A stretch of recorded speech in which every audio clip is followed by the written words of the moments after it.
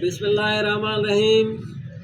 Green Sindh foundation जे तरफ़ां बेलन जे बहाली जे हवाले सां मुहिम जे सिलसिले में अॼु लाड़काणो प्रेस क्लब में बेला ज़मीन जी ज़िंदगी ऐं ज़मीन जो हुस्न इन जे उनवान सां हिकु सेमिनार मुनक़िद कयो वियो आहे त जीअं असां अवामुन्नास खे ऐं हिन मीडिया जे ज़रिए हिकिड़ो पैगाम ॾियूं त बेला ज़मीन जी ज़रखेज़ी आब हवा ऐं टेम्परेचर खे घटाइण सां गॾु जेका ज़मीन जी बहितरीअ लाइ हिकु वॾो बहितर किरदारु अदा कंदे हिकु जेका माहौल खे बहितर निज़ाम ॾियनि था पिया, जेको इंसान ज़ात सां गॾोगॾु चौपाए माल ऐं जेका ॿियनि जानवरनि लाइ हिकु बहितर आहे। पर कुझु ॾींहंनि खां वठी हिकु जेका वाक़िया रिपोर्ट थियनि था पिया, किथे सिंध में बेला कटिया था वञनि त किथे जेका टिम्बर माफ़िया जे ज़रिए वरी किथे वरी जेका कब्ज़ा माफ़िया जे ज़रिए बेलनि खे हथरादूं बाहि ॾेई करे ज़मीन ते कब्ज़े करण जी कोशिशि कई थी वञे पई। हीउ हिकु संगीन मसइलो आहे।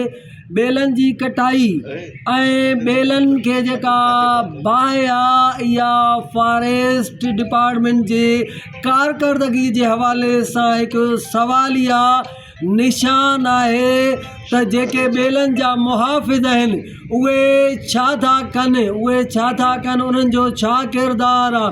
लिहाज़ा बेलनि जी जेका बका आहे उहा मौसमियाती तब्दीलियुनि जे जेका निज़ाम खे बहितर आणण लाइ कमु करे थी पई। बेला ज़मीन जो हुस्न बि आहिनि त ज़मीन जी ज़िंदगी बि आहिनि त माहौल जी बका बि आहिनि।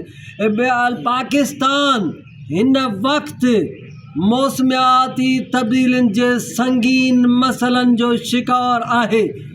आलमी दुनिया बार बार इहा शइ बावर कराइण जी कोशिशि कई आहे त मौसमियाती तब्दीलियुनि जो मुक़ाबिलो करण लाइ पाकिस्तान खे ग्रीन बेल्ट बि वधाइणो पवंदो, ग्रीन कवर बि वधाइणो पवंदो, बेला बि वधाइणा पवंदा, वणनि जे ज़रिए वणकारी करे प्लांटेशन बि करणी पवंदी।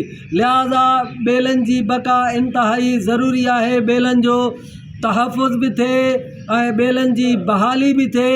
जीअं जेके बेलनि जे कटनि था पिया, जेका टिम्बर माफ़िया आहे, कब्ज़ा माफ़िया आहे, उन्हनि जी रस्ता रोक करे ज़मीन ऐं फितरत जे हुस्न खे बि बचाए वञे ऐं ज़मीन जी जेका ज़िंदगी बेलनि सां आहे, ज़मीन जी ज़िंदगी जेका बका आहे बेलनि सां आहे, उनखे बि महफ़ूज़ बणायो वञे।